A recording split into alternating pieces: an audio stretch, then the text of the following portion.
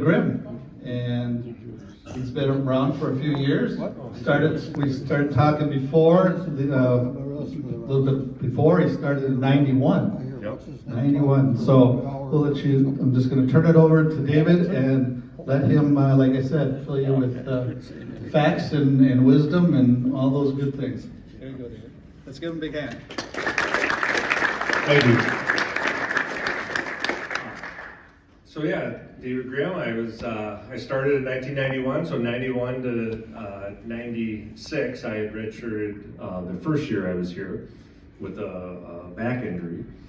But then that was obviously during Clem's kind of heyday times, right in the middle of that, and grew up in Ohio, and so got recruited to the U pretty much through AAU basketball, which at the time is nothing like the monster that it has become in today's world with the massive teams and everything. It was still up and coming at that time, but the assistant coach at the time, Silas McKinney, had seen me in a tournament, I think in Arkansas, and that kind of started the recruiting process. And I had visited a couple other Big Ten schools, or was scheduled to visit Wisconsin. I went to Northwestern first, and then came to Minnesota second, and then had committed to come here after that visit. And so now it's been 33 years. I did not go back to Ohio. I ended up staying here after I graduated, which was, my kids were giving me a hard time the other day. They said, "Now, Dad, you were in school for 7 years, is that right?" And I said, "Well, technically yes.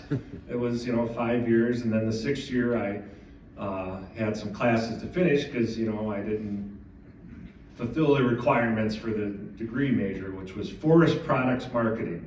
I know it's the marketing of wood, essentially, which funny enough I actually am in that field, so it worked out. But my 2 daughters graduated in 3.5 years, so they give me a hard time that they only took half as long as I did to finish school. So. And then after I finished playing, I finished up school after that, and then I got into through that program that was on the essentially St. Paul campus, the forest products, and started selling lumber to manufacturers, and then went to work for a manufacturer and started selling to home builders. So. I've done that for quite a long time, of selling custom woodwork to custom home builders, so doors, trim, casing, base, stair parts, things like that. And it's been it's pretty interesting. You see a lot of beautiful homes, and primarily around the metro here. But it's been a lot of fun. Few athletes' homes over the years here and there that. I can't think of any Gopher guys, but a couple Timberwolves players. So that's been interesting to see. And yes, they did put 8-foot doors in their houses because they're really tall guys with that. And so 3 children. I had an oldest daughter that went to UMD and graduated, and she lives in Madison now.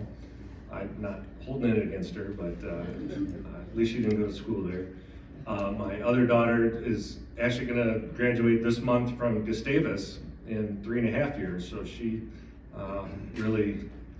she planned her classes way better than I did. So she got done really quick. And then I have a son. He is a freshman at UMD, so he just started up there this past fall, and really likes that there. So.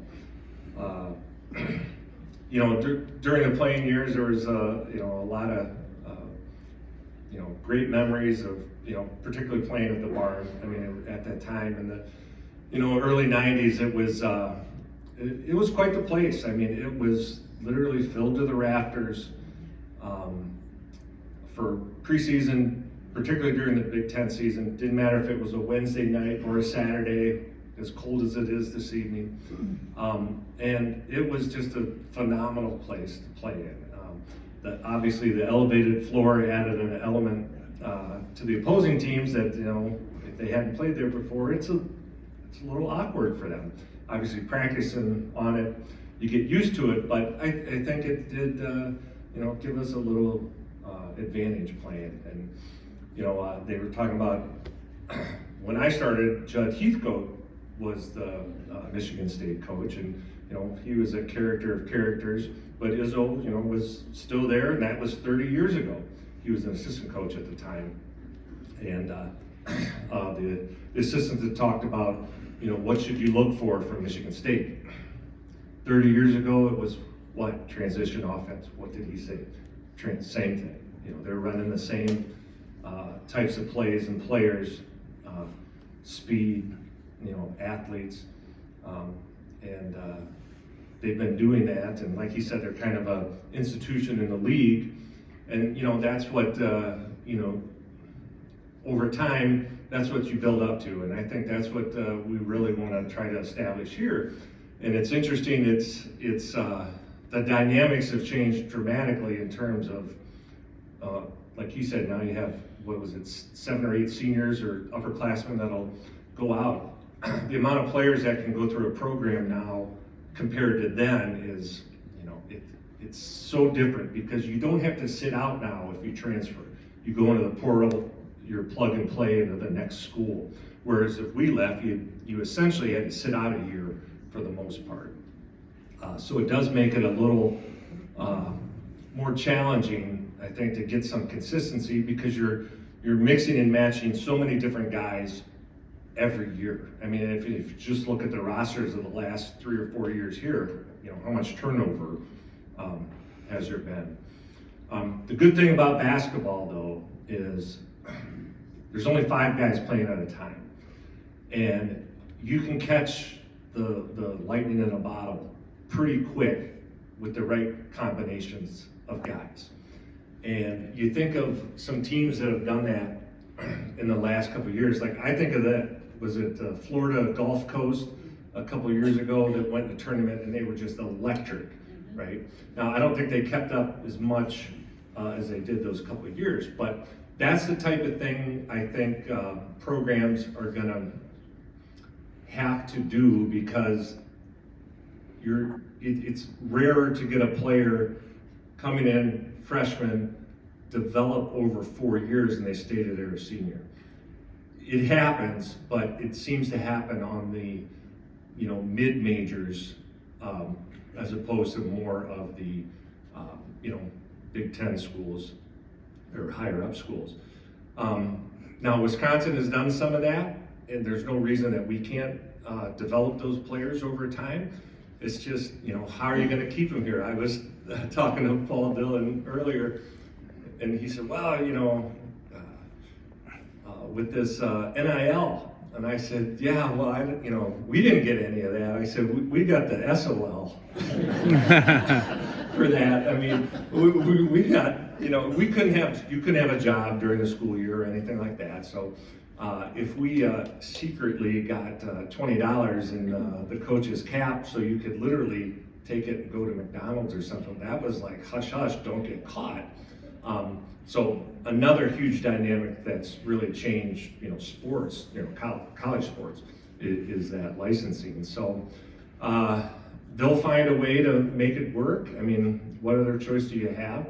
I'm sure the administration and the coaches are, that's something you have to take in consideration when you're recruiting a player, how you're going to try and keep a player, and what you're offering to someone coming in for a transfer. So hopefully they can get that dialed in and get, a core group of guys that mesh. And part of that, the coach was talking about, you play in the summer. That's the time that you kind of mix and match your guys. Who do you mesh with? Who do you know is thinking like you are when they're running plays? How do they defend? That's when you have to find that out. Yes, you can do it in practice, and yes, a lot of that has to happen in the preseason games, so that okay, they can do this, they can do that, who does this or that well. And it's a work in progress, and there's obviously bumps along the way with that, but overcoming that can be done, and ultimately the cure to all the issues is winning. That's the bottom line, because young players want to go to programs that win. And whether that's basketball or football or hockey or whatever, they want to go to schools that win. And you just have to find that way to get that ball rolling and get a couple of those good years under your belt to really get that momentum. It's hard, and it's getting harder. I wouldn't want to try and recruit 17 and 18-year-old kids in this day and age with all the licensing and them knowing, well, if I don't like it, I'll just leave. Maybe their commitment isn't as strong, but finding that kid that does want to stay here and build a program and be that guy that started that momentum and started that success. That's on the coaches too to develop, and hopefully they can get some of that going again this year and build it up. But it's part of it is reload the gun every year. Instead of 2 or 3 guys, it seems like every year it's 5 or 6 guys. So it does make it a little bit difficult, but it's something that can be overcome. So hopefully they'll find a way to do that. So if you had any questions or want to hear any stories of anyone in particular, no dirt, but. Talk about your teammates. So yeah, so again, 91 to 96. So we had quite a few good players that played in the NBA. So when I started that freshman year, I think there was actually 5 guys. Myself, a guy Ryan Wolf from Indiana, a guy Josh Nichols that transferred out, Jason Walton from Texas, and then Deshaun Leonard. And so we were all 5 freshmen that year. So obviously, Deshaun was here the 4 years, and I know officially he's not the all-time leading scorer, but he was. We all saw it. Ariel McDonald was the point guard during that time, and if he's still not the assist leader, he's 1 or 2. He's got to be awful close to the top. Is he 2? Yeah. Last year. Gotcha. Then towards my senior year is when a new class of guys came in. So that was the kind of Quincy Lewis, Courtney James, Miles Tarver, Sam Jacobson had started kind of in the middle of that. So we were there, played 2 years together along with John Thomas as well. And Bobby Jackson came in that year. He was came from junior college that year. And then the first day of practice, he fractured his foot. So he missed that first month and a half or so of that season. I think he got injured at the end of that season as well. So great teammate there. I mean, obviously he played in the NBA many years, and I think he's an assistant coach with Sacramento, I believe. Still there? He's the head coach of their G League. Oh, of their G League, okay. So I've only kept in contact with a few of the guys. One guy who was a dunker was Robert Rowe. Him and I talked to Chad Colander occasionally as well. And then I see, I've seen many of the guys here. I've talked to, I live in Stillwater and have been out there for about 20 years now. And so I run into Jim Shickenchansky. He lives out that way, West Lakeland. I run into him out there, Robert Metcalf. He lives in White Bear now, but he used to live out that way. So we run into some of those guys. We played in a couple, Schick and I played in a couple summer leagues or winter leagues in Stillwater. So that was good times. But then we realized we were getting too old. What are we doing? The last thing you want to do, and I've actually stopped playing. I was playing up until COVID hit, and then when all the gyms closed, I kind of stopped. And when they opened it up, they wanted to play with the mask, which was ridiculous. But the last time I played at an open gym, I do remember, I was like, okay, 5 trips down the floor. I mean, I was completely gassed. And I shot 5 air balls And then I said, well, I think I'm done. And that was that. I haven't played in a game since, unfortunately. But part of that is I don't want to get injured anymore. It takes, when you're 20 versus my birthday's here at the end of the month. I'll be 52. You don't heal as fast, and it's not fun twisting an ankle, which I did, and it took me 6 months, whereas before, it was 3 weeks. So I want to avoid that as much as possible. But I do have good memories of the teammates, and funny stories of them, of practices. We were talking about running, when you had to run laps or got in trouble, you could run around in the upper deck of Williams Arena. And you could make a complete circle, but you kind of had to go up a step and run in a row and down. And obviously, if you've been up there, it's pretty steep. So as you're running, literally you're thinking, please don't fall, because you're, looking right on the edge. So I don't miss having to go up there. I had to do that a few times, but sometimes Clem and I would get into philosophical discussions about basketball, and I would lose every one. But So can you tell some stories about Coach Haskins and well, obviously, we all loved him as players. We really did. He was as passionate as anybody, and you could see that obviously when he was coaching. He wanted to win, and I think part of it is he was a great player. Obviously, he was phenomenal in college. He played in the NBA many years. He sometimes, I don't think, understood why we couldn't do, or the players couldn't do what he could do. And he was like, just, score 30 points a game. What's wrong with you? Just go out and do it. And I think that may have frustrated him a little bit, but we understood too that even though he was screaming at you and calling you names, and he did care about you. He did like you, and he did want the best for you.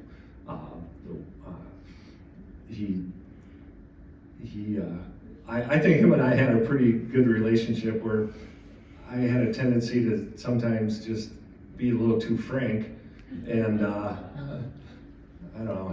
I think he appreciated it on one level, but on the coaching level, he was like, "Yeah, get up top and run," and I'd get in trouble for that. But I was telling Paul that I think it was 94, 95, we had a preseason tournament in Hawaii. I think it was Hilo, Hawaii. And, I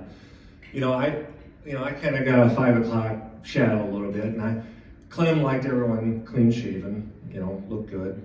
And I let it go a couple days too long on the trip. And so I'm in the room, I have a shaving cream on my face, I'm ready to shave, and the managers come up, bang on the door and say, emergency meeting in the lounge. So, okay, so I take it all off and go down there. And he's trying to get us fired up, our first game's the next day.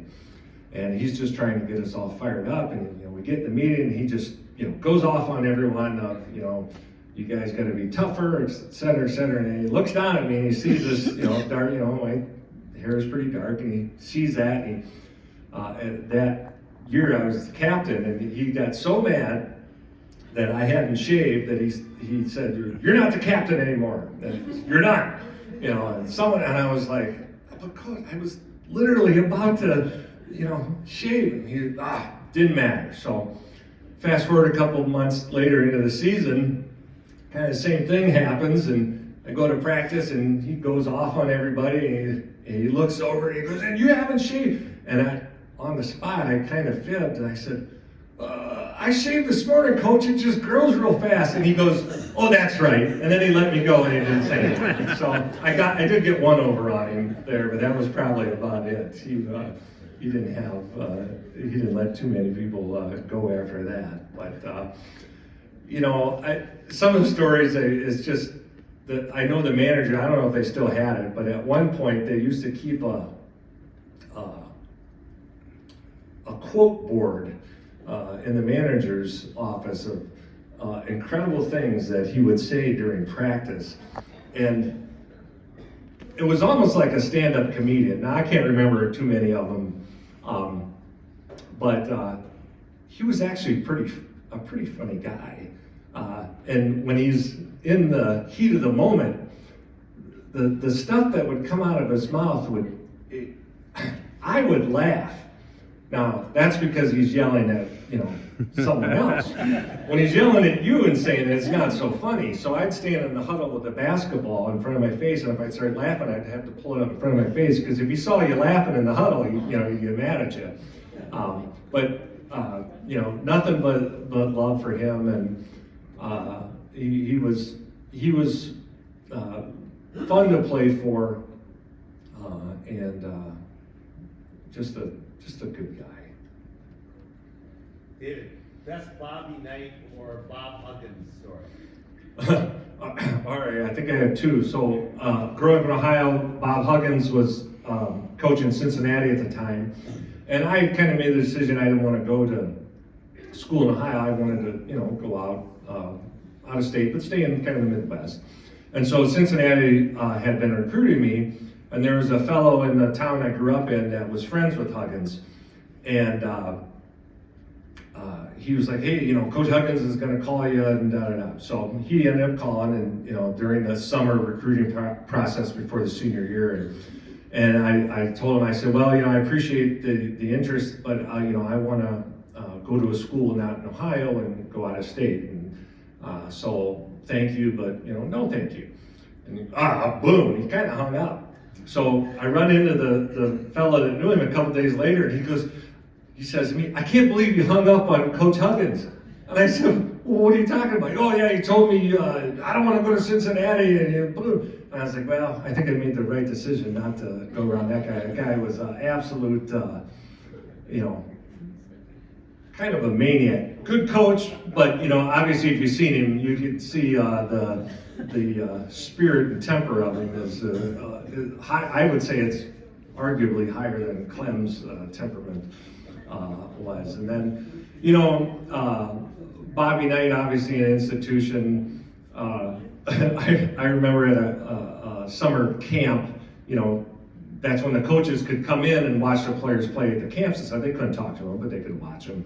And I do remember, he walks in the gym, so everyone obviously knows who he was, and hush hush, so there's Coach Knight, and so he happened to be watching the game that I was playing, and I remember I got a steal, and I ran down and dunked it, and I was thinking, oh, that's pretty good to do it in front of him. He could have cared less, obviously. And I didn't get recruited from Indiana, and I was like, oh well, I guess I could have done more, but I didn't. And, I did swear at him during a game one time as he's standing barking at the officials on the sideline, and I ran by and said a couple choice words because he was chirping a little too much at the officials. And I wonder if that was the game here where we beat Indiana by 50. I remember that game that they came in here and we absolutely destroyed them. And I think after about 10 minutes, he threw in the towel and took out all the starters and put in the other guys, and we just kept pouring it on. I don't think he cared as much, because I do remember they had a home winning streak at Indiana that they were playing either Purdue or Illinois like the next game. They were more concerned about keeping their streak. Once he knew the game was over, and it was over like early, they just threw in the towel, and that was that. So, and the roommate, Ryan Wolf, was from Martinsville, Indiana. Now, again, this is 1991, 92, somewhere in there.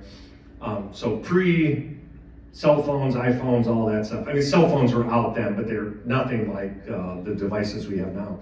And so Ryan said, oh, look at this tape. And it was a VHS tape.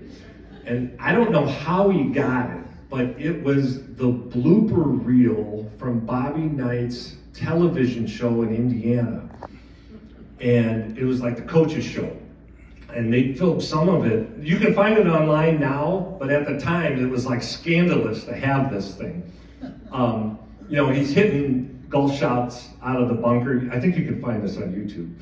And, you know, he hits terrible shots, and then he just starts swearing the way Bobby Knight chucks his club out of thing. And we're like, we should take this tape and like distribute, you know, we were thinking, we should distribute this. And he's like, oh my, Ryan was like, oh my God, if they knew I had this tape, you know, they'd know, they could figure out where it was from at the time. So we didn't do anything with it, but I remember watching this, and it was just comical. So if you want to laugh, I think you can find it on YouTube if you look it up. So it's pretty funny. X-rated for language, for sure. So, anything else? Who are the best players that you remember? You know, there were obviously that first year was the Fab Five. So you know, you had that whole Michigan team. A couple of years after that was Glenn Robinson. Then at Purdue was phenomenal. I mentioned earlier my old teammate Robert Rowe. He sent me a message the other day. He sent me an email. He goes, his son's high school coach found a videotape from when we played at Santa Clara, and this is like in '94. And you see this little point guard running around for Santa Clara. It was Steve Nash, right? Who was future NBA MVP. And I remember, you know, so that he was a phenomenal player. Not what he was in the NBA, but you could see he was on a slightly different level even then. So I think the one year we played Cal at the Dome, I think Tony Gonzalez, who played football in the NFL, was actually one of the players for Cal there. Trying to think who else in the Big Ten. I mean, there's a lot of guys that, you know, Michael Finley that played for Wisconsin, he played for the Mavericks for many years. Who else? Boy, it's hard to think back that far. But I would say probably, you know, that time, you know, in the Big Ten with, you know, for Michigan State too, like their big guy was Sean Respert. He was phenomenal for them, and you know, obviously like we said, the Fab Five guys, Weber and Rose and Howard. Juwan Howard threatened to kill me during one game because one of the guys got a breakaway. I forget that fella's name, but as I chased him down, he kind of half-cocked the ball like he was going to dunk it, and I swiped at the ball. I might have missed and hit him in the head. Not on purpose, I wasn't trying to injure him, but I, you know, stopped him. So now we line up to the free throws, and Howard's standing right here, and I'm standing right there, and he turns and looks at me, and he goes, if you try that shit on me, he says, you know, I'll take you out. And I was like, ooh.